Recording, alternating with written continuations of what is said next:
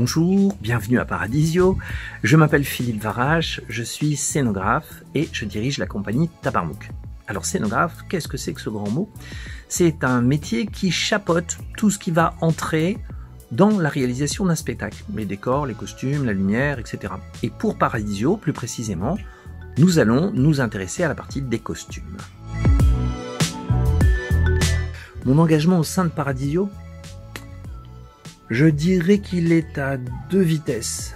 Il y a d'abord la vitesse structurelle qui dure toute l'année, où on s'appelle, on se voit, on essaye d'imaginer l'édition suivante avec ce qui peut plaire au public d'une part, là où on peut les surprendre, les choses d'actualité comme par exemple le centenaire de la naissance de Gérard Philipe cette année. Et le deuxième moment fort, ce sont les mois qui précèdent où il faut le fabriquer, ce festival. Et pour ça, là, au niveau des costumes, je suis pas tout seul du tout. Il y a les membres de la compagnie Tabarmouk qui sont très actifs, qui sont vraiment présents, et les bénévoles de Morée. On ferait rien si on n'avait pas les personnes bénévoles de Morée. Ça se place à 3 points très précis autour des reconstitutions de plateau. Sur les reconstitutions de plateau, on a le plateau avec le décor, les comédiens, qu'on va essayer d'habiller le plus proche possible des photos de tournage qu'on a. Et puis en face, il y a les techniciens, qu'on va essayer, eux, d'habiller le plus proche possible de l'année du tournage du film. Et puis, il y a les battleurs. Les battleurs, ce sont ces comédiens qui font des animations, qui vous racontent des anecdotes sur le film, qui jouent des petits extraits. Et eux aussi, on va essayer de les habiller le plus près possible de l'année du tournage du film. Plus, cette année, le 4e point important, qui va être l'exposition de costumes, qui va avoir lieu dans les magnifiques jardins à la française du donjon. Et nous avons la chance d'avoir 6 pelouses qui vont nous permettre de faire 6 grands tableaux. Ces tableaux vont être un tableau Renaissance française-italienne, un deuxième tableau avec le 17 et le 18e siècle, un 3e tableau autour de la Révolution française, un 4e tableau au moment de la Restauration, on est dans les années 1820-1830, un 5e tableau qui va être au moment des grandes crinolines, c'est-à-dire on est sous le Second Empire, et un dernier tableau plus tard, à la Troisième République, on est dans les années 1880, par là. Voilà, pourquoi ces 6 moments? Parce qu'on se rend compte que ce sont les périodes qui font un peu rêver. Les grandes crinolines, la Renaissance.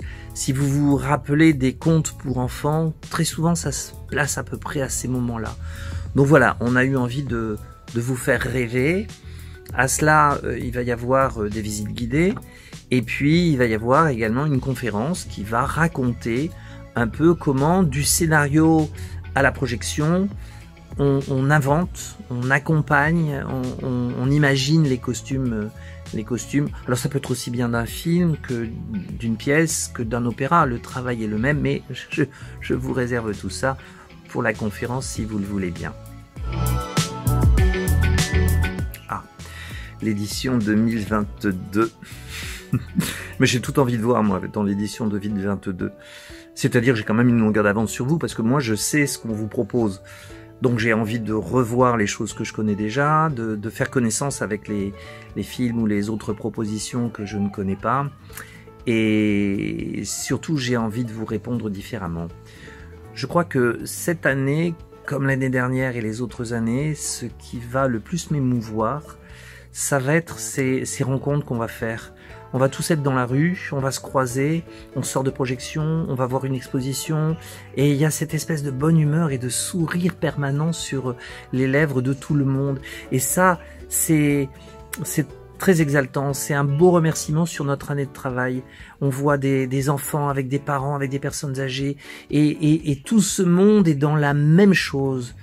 Alors, merci le Cinoche, quoi, merci le Cinoche. Un film ancien préféré, ça c'est très compliqué, il y en a tellement, en choisir un, ce serait faire injure aux autres. Hein.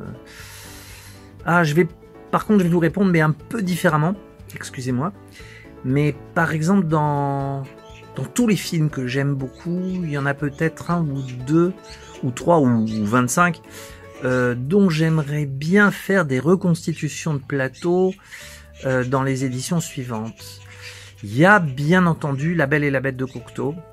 Ça, si on décidait en équipe de faire la reconstitution, de le présenter, c'est un joli challenge, ça, La Belle et la Bête de Cocteau. Et un deuxième, tenez, pour vous dire une autre idée, La Kermesse héroïque. Ça, on est à la Renaissance aussi, et ça, c'est pas simple, c'est pas simple, ça me plairait bien, ça, voilà, ouais. Le mot de la fin, j'en ai qu'un, venez, on peut le décliner aussi, venez, venez, venez, venez, on peut le chanter, etc. Mais non, mais en fait, venez.